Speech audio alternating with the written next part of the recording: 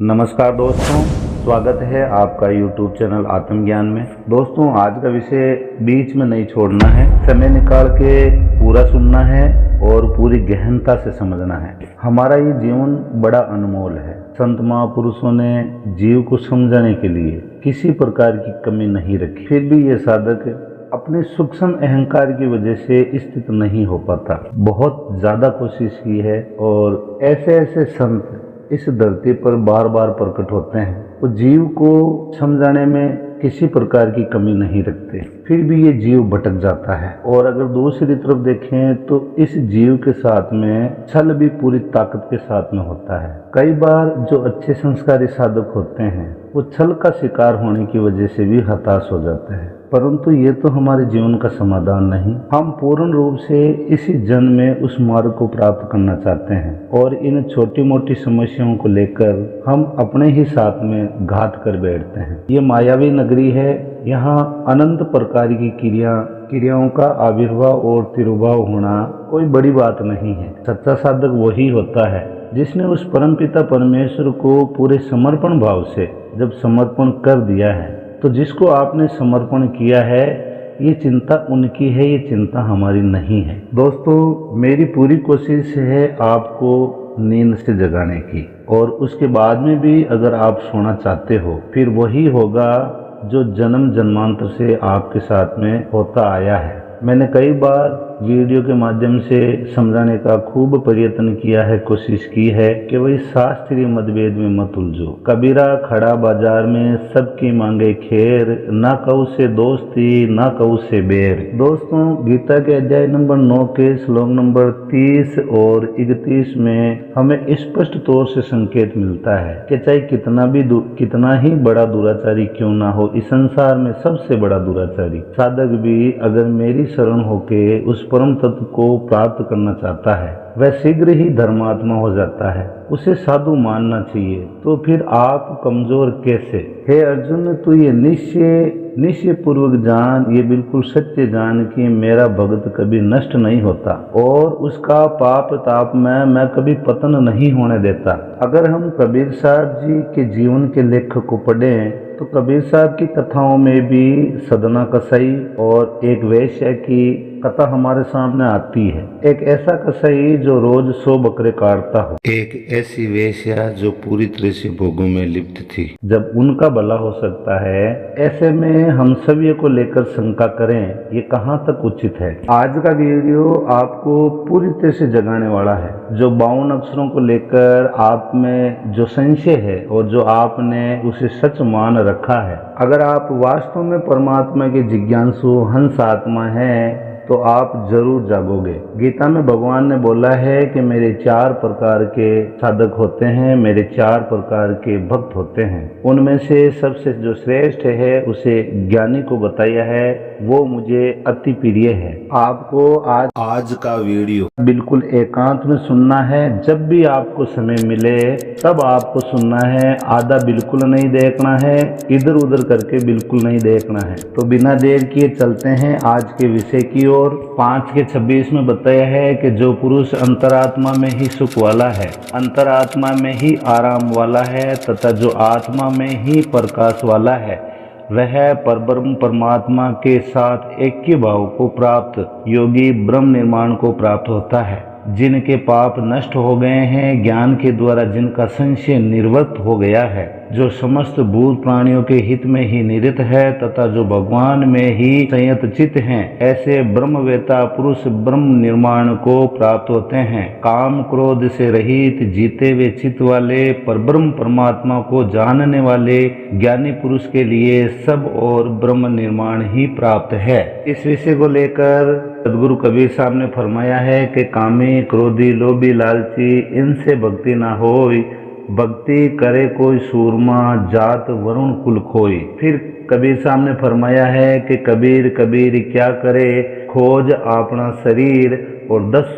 इंद्रियां बस में कर, आपे आप कबीर। फिर अध्याय 8 के 8 में बताया है कि अभ्यास रूप योग से युक्त दूसरी ओर ने जाने वाले चित्त के द्वारा निरंतर चिंतन करता हुआ साधक दिव्य परम पुरुष परमात्मा को प्राप्त होता है। सबसे पहले सदगुरु कबीर साहब और गीता के द्वारा आपको योग की स्थिति समझनी पड़ेगी। इसलिए दास बार बार गीता के उस गुड रहस्य को आपके सामने प्रस्तुत करता है ताकि आप इन तथ्यों को गहराई से समझ सको। जब भगवान श्री कृष्ण ने अर्जुन को ये उपदेश दिया कि हे अर्जुन, नाना प्रकार की भ्रांबित होने वाली भ्रांतियों से जिस दिन तेरा ध्यान हटकर एक परमात्मा में टिकेगा उस दिन तू योग को प्राप्त होगा। संत महापुरुषों के द्वारा पहले इस योग को तत्व ज्ञान के द्वारा समझा जाता है और जब तत्व ज्ञान का बोध होने पर फिर साधक योग में स्थित हो जाता है। जो योग में स्थित होने की जो स्थिति है वह साधक योग युक्त है। वह साधक भक्ति युक्त साधक अंत काल में भी योग बल से भ्रुकुटी के मध्य में प्राणों को भली भांति स्थापित करके निश्चित मल से स्मरण करता हुआ दिव्य परम पुरुष परमात्मा को ही प्राप्त होता है। जब साधक अभ्यास युक्त हो जाता है तब उसकी सूरत और नीरत एकाग्र हो जाती है, वो इधर उधर भटकती नहीं है। ज्ञान के द्वारा आपका पूरा संशय समाप्त हो गया है और आप पूरी तरह से योग में युक्त हो। अहंकार रूपी बीज को आप जीत चुके हो, यानी आपका अहंकार पूरी तरह से अदृश्य हो चुका हो। तब आप इस साधना को साध सकते हो। यहाँ पर जो अंत काल में भी योग बल से भ्रुकुटी के मध्य में प्राणों को भली भांति स्थापित करके निश्चय मन से स्मरण करता हुआ दिव्य परम पुरुष परमात्मा को ही प्राप्त होता है। दोस्तों, त्रिकुटी तक सृष्टि है। मन के द्वारा हमारी जो भी कल्पना होती है वो त्रिकुटी तक होती है, उससे आगे नहीं होती। अगर आप त्रिकुटी को मन की कल्पनाओं से समझना चाहते हो तो फिर छल है आपके साथ में, और इसी छल का शिकार होते रहो और एक दिन इन प्राणों को त्याग देना है और हाथ कुछ नहीं लगना है। अक्सर कबीर पंथियों में मैंने बड़ा भारी झगड़ा देखा है और कहते हैं कि गीता में वो भेद है ही नहीं। पूरे कबीर पंथी मिलकर पूरा का पूरा ज्ञान लेंगे गीता से और गीता का ही खंडन करेंगे। करीबन कबीर साहब जी की जितनी भी वाणियां हैं वो गीता से मेल खाती है। इसलिए गीता के श्लोक के साथ में मेरे द्वारा कबीर साहब जी की जो वाणियां बोली जाती है वो उन्हीं श्लोकों से मिलती जुलती वाणियां हैं। हो सकता है कई कबीर पंथियों को मेरी इस बात पर हंसी आवे, परंतु आप लोगों का काम यह है कि सिर्फ हंसते रहो और लोगों को मूर्ख बनाते रहो। ऐसे ही जीवों को खराब करते रहो, जिसके ऊपर उस परम पिता परमेश्वर की दया हो जाती है। फिर पाखंडियों के सामने घुटने टेकना एक अच्छे और जिज्ञासु साधक को शोभा नहीं देता। कई कबीर पंथियों ने जीव को तंत्र और मंत्रों में उलझा रखा है। नाम कबीर का लेंगे और वो मंत्र हमारे शास्त्र और पुराणों में पहले से ही स्थापित हैं और कहते हैं कि कबीर साहब के अलावा इन मंत्रों का किसी को आदेश नहीं था और सदगुरु कबीर साहब ने ही इन मंत्रों को जीवों तक पहुंचाया उनका भला करने के लिए। परंतु वही मंत्र हमारे जो वैदिक शास्त्र हैं उनमें प्रमाण हमें मिलता है। आने वाले समय में उन सभी पहलुओं से आप सभी साधकों को परिचित करवाया जाएगा वित्त प्रमाण। कई कबीरपंथी ऐसे हैं जो ये कहते हैं कि हमें मंत्रों का सहारा नहीं लेना है, हमें उस विदेह अवस्था को प्राप्त करना है। ये तंत्र मंत्र सब झूठ है, इनमें भ्रमो ना कोई और सार शब्द भी ना कागा हंस ना होय। सार शब्द के नाम पर जीवों के साथ में बुरी तरह से उनका माइंड किल करके उनके माइंड के साथ में बुरी तरह से छल कपट करने से बाज नहीं आते, सिर्फ अपने एक पापी पेट और भोग के लिए और सिर्फ नाशवान भोग के लिए और गली गली और मोहल्ले मोहल्ले में घूमकर ये दावा करते हैं परमात्मा का असली स्वरूप ये 52 अक्षर नहीं है। ये 52 अक्षर तो चेतन आत्मा का प्रतिबिंब है और अनादिकाल से ही ये संकल्प और विकल्प में फंसा पड़ा है, इसलिए इस जीव की मुक्ति नहीं होती। दोस्तों, अगर ज्ञान की दृष्टि से देखें और समझे तो संकल्प ये होता है कि मैं इस काम को करूं और विकल्प ये होता है कि इस काम के बाद में मैं उस काम को करूं। इनके कहने का मतलब यही है कि मैं ये करूं या ये करूं। इसी जंजाल में ये जीव आत्मा बुरी तरह से फंसा पड़ा है। ये चेतन से निकले 52 अक्षर वापिस इसी चेतन में समाहित हो जाते हैं, परंतु ज्ञान दृष्टि से अगर देखा जाए और परखा जाए जाए, जब संकल्प और विकल्प को हम पूरी तरह से समझने की कोशिश करते हैं तो चेतन को यह संकल्प होता है कि मैं नाम जाप का जाप करूं और मेरा इसी जन्म में मेरी मुक्ति हो जाएगी। फिर इसी साधक को ये विकल्प होता है या किसी कबीर पंथी के द्वारा ये विकल्प कराया जाता है कि ब्रह्म रंध्र की साधना करने से उस परम पिता परमेश्वर के परम तत्व को आप प्राप्त कर सकते हो। इसीलिए मैं कहता हूँ कि कबीर पंथियों में बड़ा भारी झगड़ा है। ये जितने भी नकली कबीर पंथी बैठे हैं इन सब को मेरी सीधी चेतावनी है, आप गीता को कहीं एक से जगह से भी काट कर दिखाओ। आप ज्ञान के द्वारा गीता को काट के दिखाओ। गीता को जो भी समर्पण भाव से समझने की कोशिश करेगा, परम पिता परमेश्वर को साक्षी भाव से समर्पण भाव के साथ में पूरी श्रद्धा और लगन के साथ में समझने की कोशिश करेगा तो आपको अपने जीवन का यथार्थ, आपको सदगुरु कबीर साहब जी का यथार्थ, आपको गीता जी का यथार्थ और आपको उस परम तत्व का यथार्थ बिल्कुल समझ में आएगा। जब ये चेतन खुद ही संकल्प और विकल्प में फंसा पड़ा है।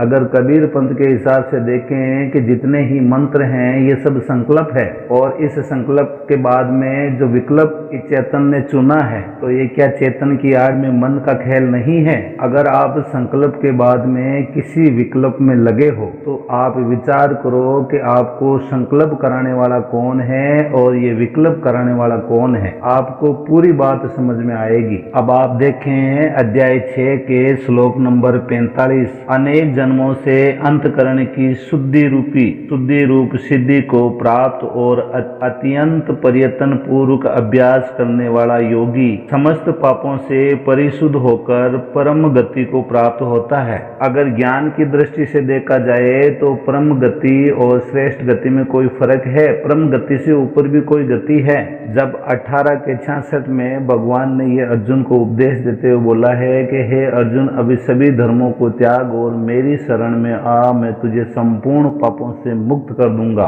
जब ये जीव आत्मा संपूर्ण पापों से मुक्त हो जाता है तो उसके बाद में बचता क्या है? मैं तुझे संपूर्ण पापों से मुक्त कर दूंगा, तू चिंता मत कर, फिर तू मेरे परम धाम को प्राप्त होगा।